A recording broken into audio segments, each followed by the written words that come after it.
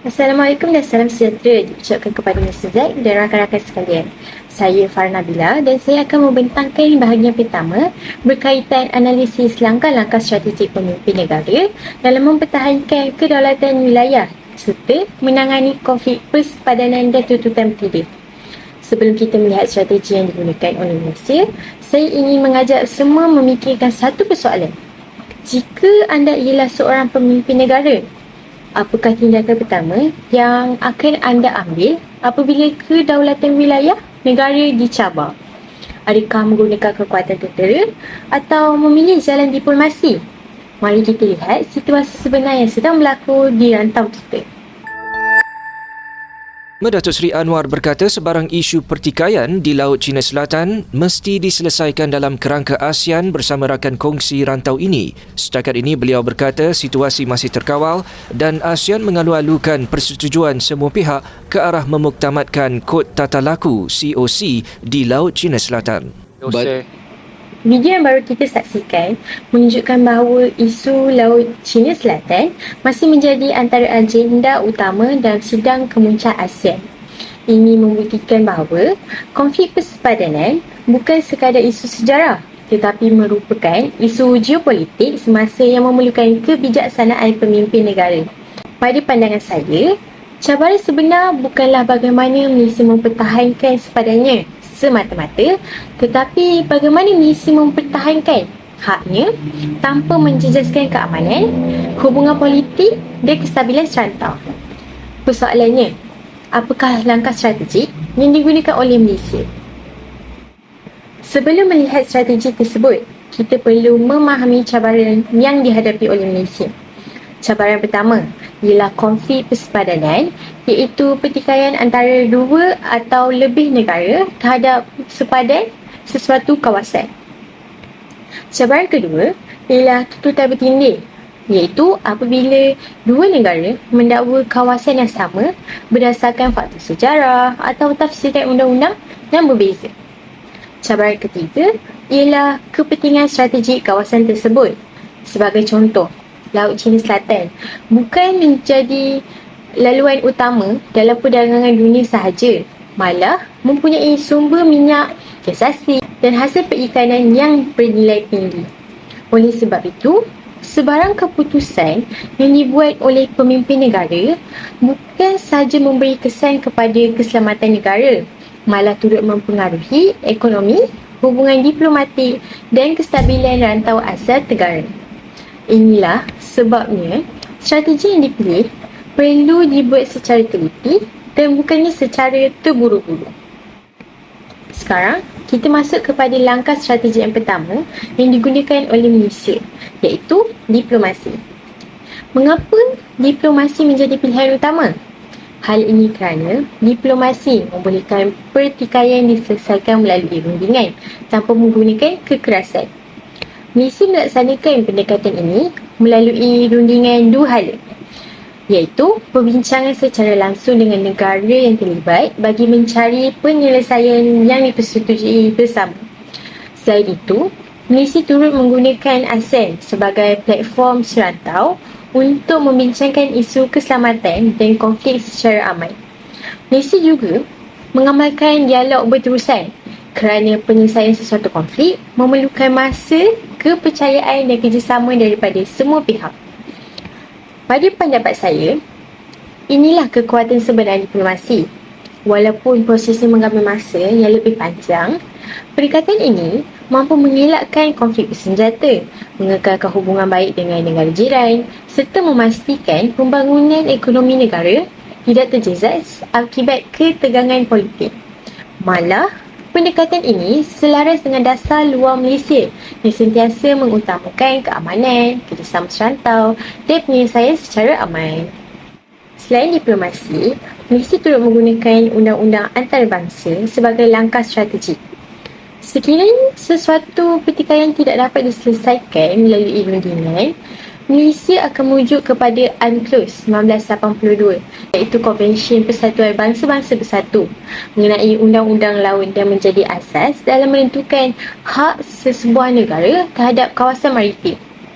Sekiranya pertikaian masih berlanjutan, Negara juga boleh membawa isu tersebut ke Mahkamah Keadilan Antarabangsa yang juga dikenali sebagai ICJ yang berperanan menyelesaikan pertikaian berdasarkan prinsip undang-undang antarabangsa.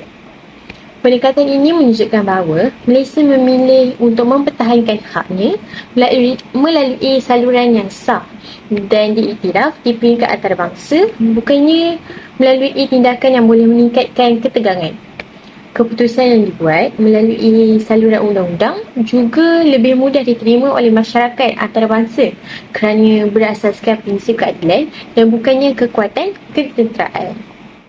Kesimpulannya, Malaysia menggunakan dua langkah strategi utama iaitu diplomasi dan undang-undang antarabangsa bagi mempertahankan kedaulatan wilayah serta menangani konflik persepadanan dan tuntutan bertinduk. Pada hemat saya, kejayaan mempertahankan kedaulatan negara bukan hanya bergantung kepada kekuatan tentera, tetapi apa yang lebih penting ialah kebijaksanaan pemimpin dalam membuat keputusan yang mampu mengimbangi kepentingan negara, keamanan serantau dan hubungan antarabangsa. Melalui pendekatan ini, Malaysia bukan sahaja berjaya mempertahankan haknya sebagai sebuah negara berdaulat, malah terus dikenali sebagai negara yang mengutamakan keamanan serta menghormati undang-undang antarabangsa. Walau bagaimanapun, strategi ini juga perlu disokong oleh sistem keselamatan dan pertahanan yang kukuh bagi memastikan setiap dasar yang dilaksanakan dapat dipertahankan dengan berkesan. Dengan itu, saya menjemput rakan saya untuk meneruskan pembentangan mengenai strategi keselamatan dan pertahanan Malaysia.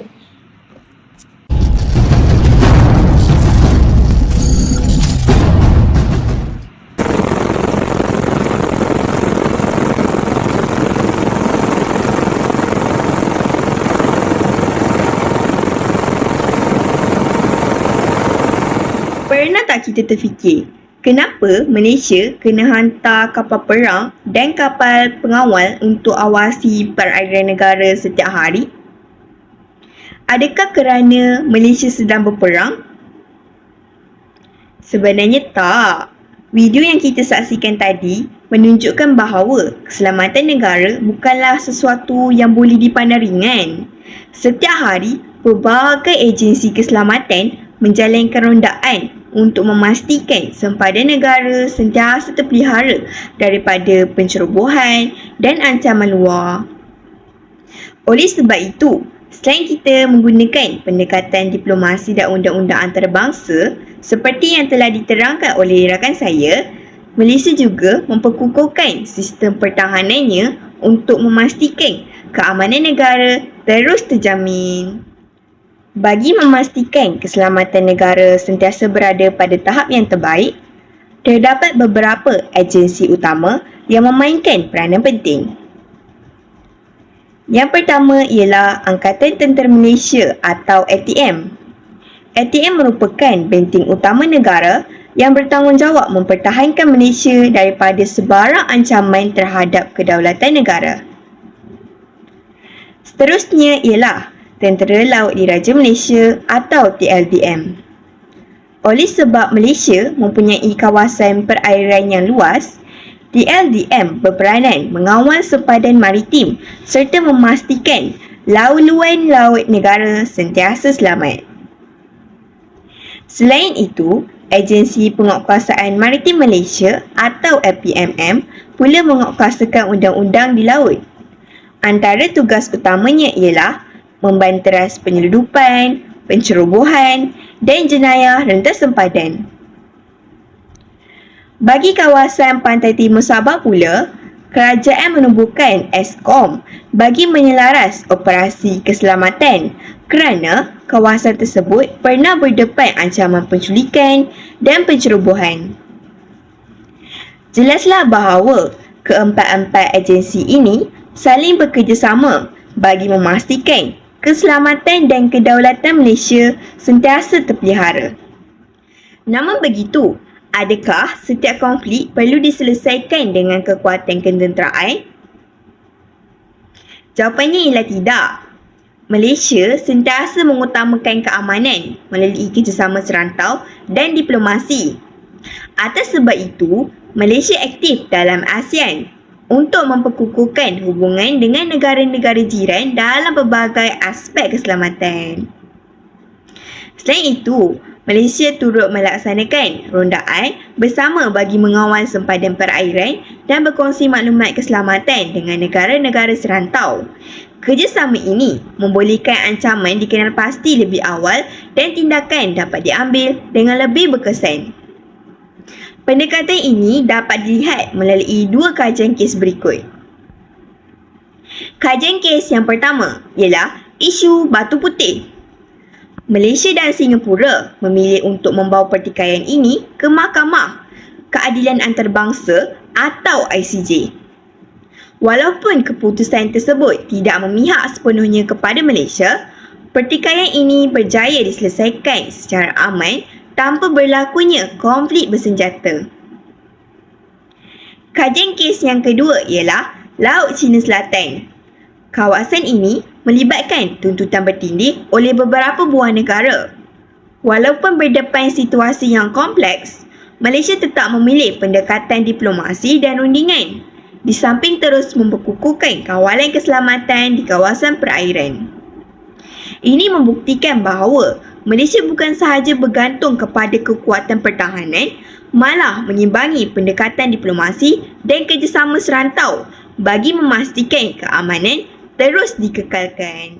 Baiklah, seterusnya saya akan meneruskan pembentangan dengan menerangkan mengenai kebangkitan China dan India sebagai kuasa ekonomi baharu serta bagaimana perubahan ini mempengaruhi hubungan antarabangsa Malaysia.